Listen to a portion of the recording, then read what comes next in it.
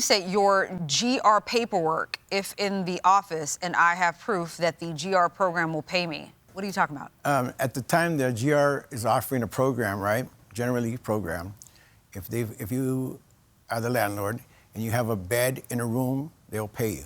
They'll pay your rent. And she said that she had the paperwork going through, that they was going to go through and they was going to pay. So at that point, you had already admitted and testified that you didn't pay rent for the last... Because I told him, I'm not going to give you this month's rent. I go, because you don't, the toilet was clogged, and then there was a hole in the ceiling in the kitchen.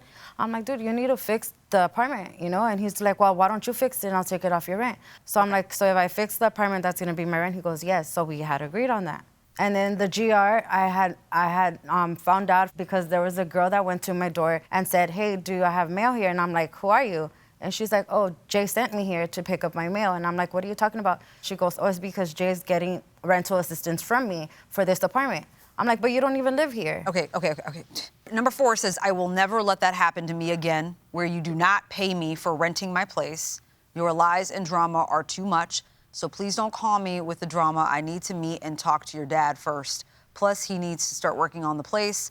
And then you continue, you need to fix it first before I put you in another place. Right. You're going to put her in another place? Well, she was talking about that you wanted me to... my God. She was talking about, right, that she couldn't stay there because all this drama was going on, and that wasn't going to happen. Drama or, like, issues with the toilet? No, issues with all her friends that were there. She couldn't get them out of there. They weren't paying her any rent, supposedly, right? Why were you considering putting her in a third spot? You just said in your text, I will not help you ever again. Right, without you paying me. Yeah. Exactly. If you pay me... Exactly, and then you follow up with saying you need to fix it first before I put you in another place. Right. If you pay me the money and you owe me and you fix this thing up and it's rentable, right? You couldn't find any other tenants? Why did you keep renting it to her? I was trying to help her out. That's all. Okay, that makes no sense to me. Yes. Okay. If you fix this... Y'all? Okay, thank you. Do you want to see this? Sure. Mr. Uribe, you told us earlier that you don't have any text messages anymore. Is that correct?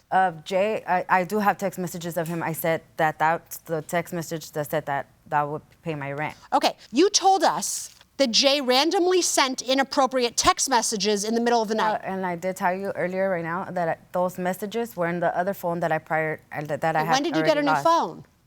Well, back in December, before Christmas. Do you have any of these inappropriate text messages? Oh, no, I don't have inappropriate text messages because they were from before. Can you have her open up the chain with him? Because I want to see where it starts.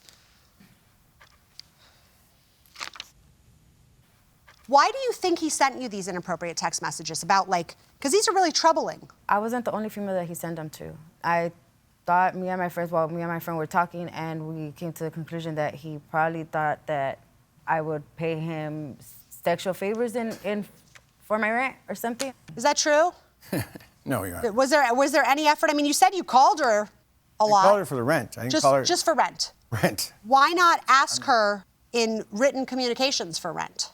Well, I was just telling her. I was just calling her on the phone, just asking her for the rent. That's okay. Finally, I just want to say the defendant provided me with her phone. The text message chain with the plaintiff does start on December 24th. Good. So there are no texts prior to that because you got a new phone. You are one of the hot bench litigants who actually did apparently get a new phone right before coming to our court. The parties are excused while we deliberate in this case. Thank you both very much. This court is again in session. Mr. Uribe, Ms. Dominguez, we have deliberated and reached a unanimous verdict. Mr. Uribe, you're a landlord. Yes. It's very difficult as a landlord to come to court to sue on an oral lease when there is absolutely no evidence before the court regarding what the terms of that lease were.